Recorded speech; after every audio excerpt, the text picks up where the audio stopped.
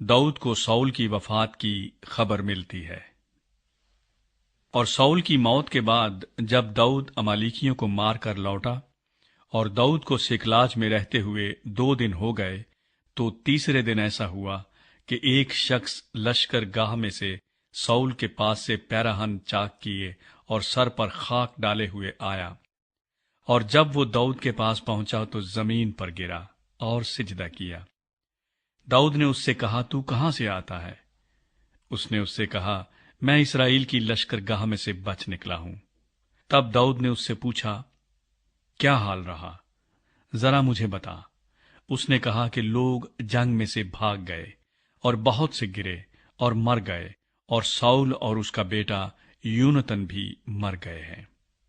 तब दाऊद ने उस जवान से जिसने उसको ये खबर दी कहा, तुझे कैसे मालूम है कि साउल और उसका बेटा यूनतन मर गए? वो जवान जिसने उसको ये खबर दी कहने लगा कि मैं कोहे जलबूआ पर इत्तफाकन वारिद हुआ, और क्या देखा कि साउल अपने नेजे पर झुका हुआ है और रथ और सवार उसका पीछा किए आ रहे हैं। और जब उसने अपने पीछे निगाह की तो मुझको देखा और मुझे पुकारा। मैंने जवाब दिया, मैं हाजिर हूं।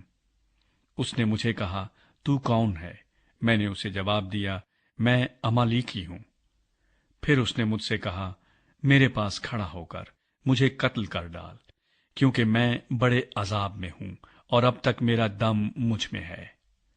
तब मैंने उसके पास खड़े होकर उसे कत्ल किया, क्योंकि मुझे यकीन था कि अब जो वो गिरा है तो बचेगा नहीं, और मैं उसके सर का ताज और बाजू पर का कंगन लेकर उनको अपने खुदावन के पास लाया हूं। तब दाऊद ने अपने कपड़ों को पकड़कर उनको फाड़ डाला, और उसके साथ के सब आदमियों ने भी ऐसा ही किया। और वो साउल और उसके बेटे यूनतन और खुदावंद के लोगों और इस्राएल के घराने के लिए नोहा करने और रोने लगे, और शाम तक रोजा रखा, इसलिए कि वो तलवार से मारे गए थे। फिर दाऊद ने उस जवान से जो ये खबर लाया था पूछा कि तू कहाँ का है? उसने कहा, मैं एक परदेसी का बेटा और अमालेकी हूं। दाऊद ने उससे कहा, तू खुदावंद के ममसू को हलाक करने के लिए उस पर हाथ चलाने से क्यों न डरा? फिर दाऊद ने एक जवान को बुलाकर कहा, नजदीक जा और उस पर हमला कर। सो उसने उसे ऐसा मारा कि वो मर गया।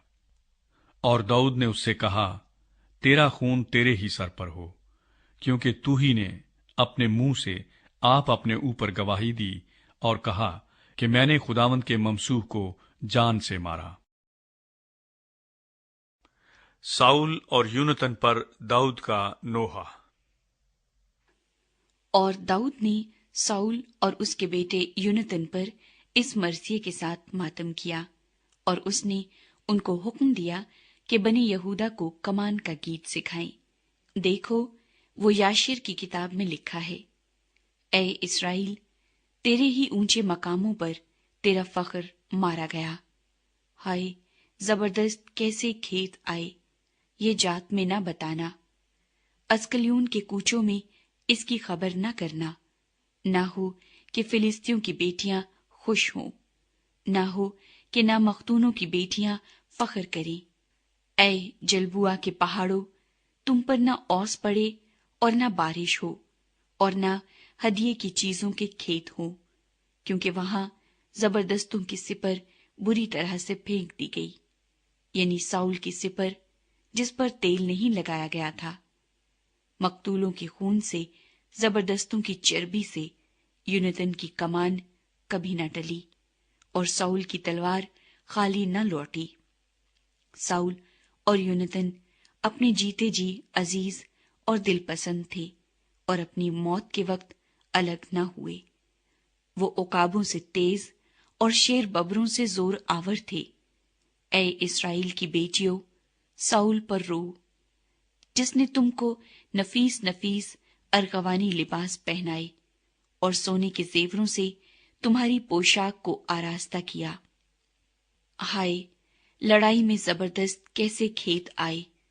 यूनतन तेरे ऊंचे मकामों पर कत्ल हुआ। ऐ मेरे भाई यूनतन, मुझे तेरा गम है। तू मुझको बहुत ही मरगूब था, तेरी मोहब्बत मेरे लिए अजीब थी, عورتوں کی محبت سے بھی زیادہ۔ ہائے زبردست کیسے کھیت آئے اور جنگ کے ہتھیار نابود ہو گئے۔